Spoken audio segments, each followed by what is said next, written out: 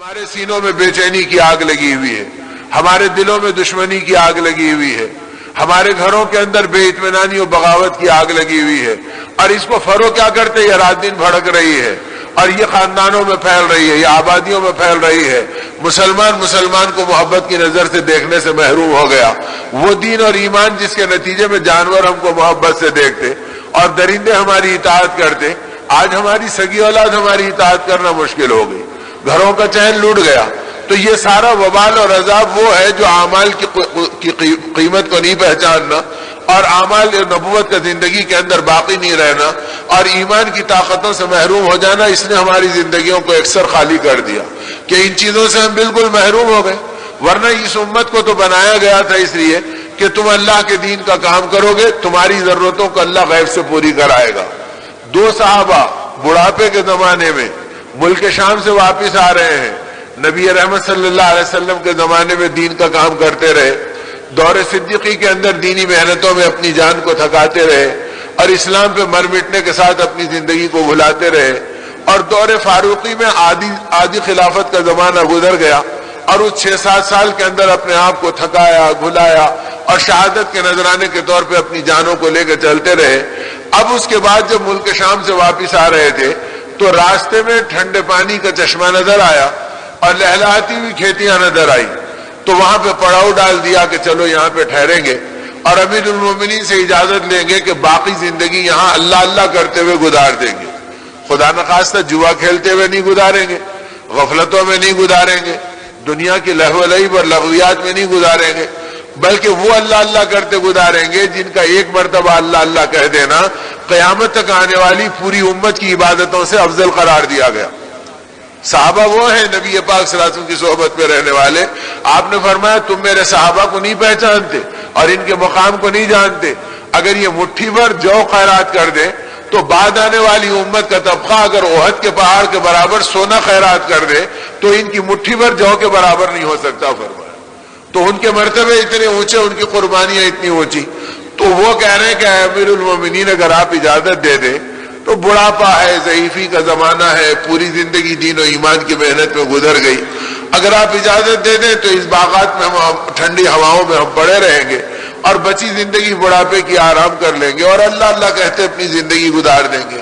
تو حضرت عمر رضی اللہ عنہ نے ان کو جواب یہ بھجوایا کہ کیا یہود و نصارہ مر گئے جو تمہارے دل کھیتیوں میں لگ گئے اور تم باغات میں مشغول ہونا چاہتے ہو؟ فرمایا اللہ نے یہود و نصارہ کو رکھا ہے، تم دین اور ایمان کا کام کرو اور دنیا قدموں میں اللہ ان کے ذریعے تمہارے دلاتے رہیں گے، وہ کھیتی باڑی کرتے رہیں گے، خراج ہم کو دیتے رہیں گے اور وہ جزیہ آتے رہے گا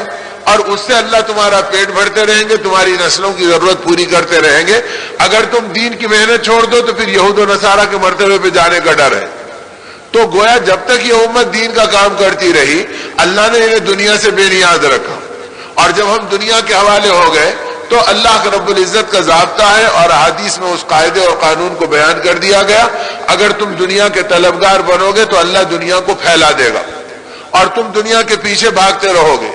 یہاں تک کہ تم دنیا کے قدموں میں ذلیل ہوں گے، دنیا تمہارے قدموں میں نہیں آئے گی۔ اور اگر تم دین اور ایمان کی محنت کرو گے تو اللہ دنیا کو سکیڑ دے گا اور دنیا سمٹ جائے گی اور سمٹتے سمٹتے تمہارے قدموں میں آ جائے گی اور ذلیل ہو کے آئے گی۔ وَأَتَتْهُ الدُّنْيَا وَهِيَ رَاغِبَةٌ، یہ دنیا ناک رگڑتے ہوئے تمہارے قدموں میں آئے گی اور تمہیں دنیا کے سامنے ذلیل ہونا نہیں پڑے گا۔ یہ نسخہ اور یہ راز انبیاء کے امام مخبر و صادق و مصدوق حضرت محمد رسول اللہ صلی اللہ علیہ وسلم نے اپنی امت کو بتلا دیا کہ اگر تم دین اور ایمان کا کام کرو گے تو اس کے نتیجے کے اندر پھر اس دنیا کو خدا ذلیل کر کے تمہارے قدموں میں ڈال دے گا۔ اب یہ مبارک مہینہ اللہ نے اس کا نظارہ دکھلایا کہ تم تھوڑی دیر کے لیے کھانا چھوڑے، تھوڑی دیر کے لیے پانی چھوڑے، تو تم ایک لذت کو چھوڑے تو اللہ بے شمار لذتیں تم کو دے رہا ہے، تمہارے کھانے میں برکت، تمہارے پینے میں برکت، تمہارے میٹھے اور کھٹوں میں برکت اور تمہارے شربت اور لذتوں میں برکت۔ اب اتنی برکت کہ غریب کے جھوپڑے پر بھی دیکھ لو تو رمضان المبارک میں جو کھانوں کی برکتیں نظر آتی، جو چیزوں کی برکتیں نظر آتی، جو کپڑوں کی برکتیں نظر آتی، سال کے 11 مہینوں میں اس کا تصور ایک آدمی نہیں کر سکتا۔ مسلمان تو مسلمان ہے، غیر مسلم بھی تصور نہیں کر سکتا کہ یہ کھانے پینے کی بہاریں آپ کہیں دیکھ لو، یہاں سے لے کے حرم تک دیکھ لو، اور یہاں سے لے کے دنیا کے کونے تک دیکھ لو تو وہ کھانے، وہ پینے، وہ لذتیں اور وہ محبتیں کہ آدمی اس کو ڈھونڈنا پڑے گا۔ حرم کے علاقوں سے لے کے کناروں تک پورے علاقے میں، مدینہ طیبہ کے جوار میں دیکھ لو، مکہ مکرمہ کے سائے میں دیکھ لو، لوگ آدھی رات تک ٹرالی کے اندر کھانے بھر کے پھرتے رہتے ہیں۔ کوئی حاجی قبول کر لے، کوئی عمرہ کرنے والا قبول کر لے، اور مل جاتا تو عید مناتے ہیں، اور جب خالی ہوتا تو اپنی گاڑیوں کو بھگاتے ہیں کہ دوسرے بھر کے لائیں گے کہ پھر یہ رات ملے گی نہیں ملے گی، پھر یہ مہینہ ملے گا نہیں ملے گا، اور اللہ کے بندوں کی خدمت کا موقع ملے گا نہیں ملے گا۔ اور ہم اپنے علاقوں میں دیکھتے ہیں، مسجدوں کے دروازے پہ دیکھ لو، افطاری کے منظر میں دیکھ لو، اپنے گھروں کی کیفیات میں دیکھ لو، گلی کوچوں میں دیکھ لو، ہر ایک کا جذبہ ہے کہ کسی کے گھر میری افطاری پہنچ جائے اور کسی کے ہاتھ میرا کھجور لگ جائے۔ تو اللہ بتلا رہے ہیں کہ تم یہ اپنے ایک کھانے کو روک رہے ہیں تو اب ہزاروں میں کھلانے کی محبت تمہاری ڈال دے رہے ہیں، اور ہر ایک تمہارے لیے دیوانہ وار آ رہا کہ اسے کھلا دو۔ اور جب ہم دنیا کی محبت میں 11 مہینے ڈوبتے ہیں تو کوئی کھلاتا تو کیا ہمارا مال چھین لینے کا ڈر لگا ہوا رہتا ہے، اور جتنے واقعات آتے ہیں، اسے چاقو لگ گئی، اسے مار دیے، اس کی گاڑی لوٹ لیے، اس کے گھر، تو کیا کائے کے لیے کہ بھئی مال کو لوٹنے کے لیے اور ان کی زندگیوں کے سکون کو چھیننے کے لیے۔ تو جب ہم اپنے سے اپنے سکون کے منصوبے بناتے ہیں تو خدا حالات کو پلٹ دیتے ہیں۔ ہم سمجھتے ہیں کہ بھئی ہم مال کما لیے تو کام بن گیا، ارے خدا نخواستہ ایک ٹانگ ٹوٹ گئی، ایک بیماری آ گئی تو جتنا کمائے اس سے زیادہ اس بیماری میں لگ جائے گا۔ اور اللہ جب دینے کے اوپر آئیں گے تو بے محنت کے دے دیں گے، تھوڑے میں برکت دے دیں گے، اور غیب سے ہماری ضرورتوں کو پوری کر دیں گے۔ اور یہ اللہ نے ہر زمانے میں کرایا، جتنے اللہ والے گزرے، ان کے کاروبار کیا تھے، ان کی تجارت کیا تھی، ان کی ملازمت کیا تھی، تو کچھ نہیں ملے گی۔ خواجہ نظام الدین اولیاء رحمۃ اللہ علیہ کی، خواجہ قطب الدین بختیار کاکی رحمۃ اللہ علیہ کی، حضرت شیخ نصیر الدین دہلوی رحمۃ اللہ علیہ کی، حضرت خواجہ اجمیری رحمۃ اللہ علیہ کی، لیکن یہ ملے گا کہ ان کے دستروں پہ بادشاہ کے گھر سے زیادہ لوگ کھایا کرتے تھے، بلکہ خود بادشاہ کے بیٹے ان کے دستروں پہ پلتے تھے، اور ان کے دستروں پہ آ کر یہ کہتے تھے کہ ہم کو اپنے باپ کے دربار میں وہ لذت نہیں آتی جو آپ کے دستر کے اوپر مزہ ملتا ہے۔ تو اللہ یہ دکھلا رہے کہ ہماری نسبت پہ چلنے والوں کو ہم کتنا نوازتے ہیں اور ان کی زندگیوں کو کتنا بناتے ہیں۔ تو میرے دوستو، یہ مہینہ اطاعت کا ہے اور یہ مہینہ قربانیوں کا ہے، جس سے دین زندگی کے اندر آتا ہے۔ اگر آدمی دین کی محنت کر لے اور ایمانی اعمال کو اختیار کر لے اور اللہ کو راضی کر لے اور اللہ کو اپنا بنا لے، تو اللہ رب العزت کے قبضے اور قدرت میں سب کچھ ہے، تو اللہ ساری دنیا کو پھر اس کا بنا دیتے ہیں اور سب وہ اس کے قبضے میں آ جاتی ہے۔ ہارون رشید کے واقعات میں آتا ہے اور محمود ایاز کے واقعات میں باتیں ملتی ہیں کہ محمود ایاز جیسے غلام کو چاہتا تھا اور اس سے محبت کرتا تھا اور وہ بادشاہ کے قریب رہتا تھا، تو لوگوں کو حسد ہوتا تھا۔ شاہی وزراء کہتے تھے کہ ہماری نہیں سنتے اور بادشاہ ایاز کی سنتے ہیں، اور ایاز کا حال یہ کہ وہ بادشاہ کے اوپر وارے نہیں آنے جاتا۔ تو ایک بار یہ ہوا کہ محمود کے دل میں آیا کہ چلو اس محبت کے اندر ایاز کی خدمت میں کروں، یہ تو رات دن میری خدمت کرتا ہے۔ ایک کھیرا اٹھایا اور ایاز کو بٹھا کے کہا کہ ایاز آؤ، اور کھیرا کاٹ کے دیا کہ ہمارے ہاتھ سے کھا لو۔ اب ایاز نے لیا، کھایا تو وہ کڑوا تھا، لیکن ایاز کھاتے چلے گئے۔ اب محمود کو تردد ہوا کہ یہ ہمیشہ میرا خیال رکھنے والا، پہلا ٹکڑا دیا تو کھا لیا، اور دوسرا دیا تو کھا لیا، اور تیسرا دیا تو کھا لیا، اور چوتھا دیا تو کھا لیا، آج یہ میرا خیال نہیں کر رہا، پورا خود ہی کھاتے چلے جا رہا۔ اب آخری ٹکڑا جو بچ گیا تو بجائے ایاز کو دینے کے محمود نے خود اسے اپنے منہ میں ڈال لیا۔ جب منہ میں ڈالا تو اتنا کڑوا تھا کہ بادشاہ جیسی زبان بادشاہت کی جو لذتوں کو اور رغبتوں کو جانتی ہے، وہ زبان پہ پڑتے ہی گویا زہر کی طرح جھنکار طبیعت میں ہو گئی۔ فوراً تھوک دیا محمود نے اور کہا ایاز، اتنے کڑوے کھیرے کو تم نے پورا کھا لیا، اور کبھی یہ چہرے کے اوپر کوئی بار بھی نہیں ہوا اور زبان سے اس کا انکار بھی نہیں ہوا، تو کیسے تم نے اس کو کھا لیا؟ تو ایاز غلام نے کہا بادشاہ محمود سے کہ حضور، جن کے ہاتھوں سے رات دن نعمتیں ملتی ہیں،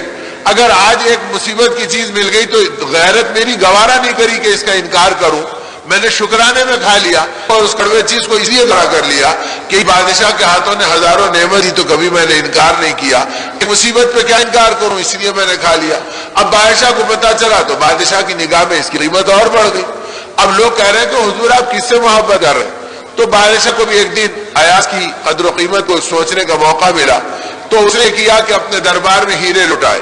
موتیاں بخیر دیا، اور یہ اعلان کیا کہ جو جس کو لے لے، جس کا ہاتھ رکھ دے وہ اسی کا ہے۔ اب دربار کے اندر جتنے وزراء اور مصاحبین بیٹھے تھے کوئی اپنی کرسی پہ باقی نہیں رہا،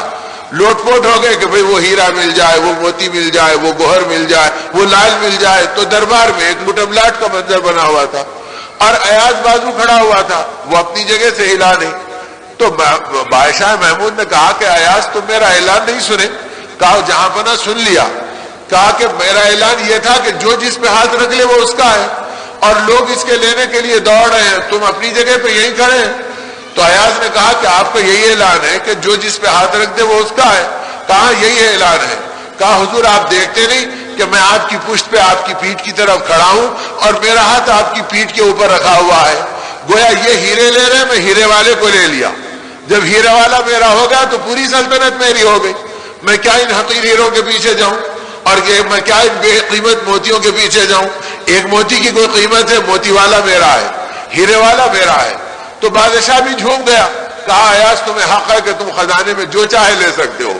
اس لیے کہ جب تم اتنی محبت کرتے ہیں تو میں بھی تم کو اتنا دینا چاہتا ہوں۔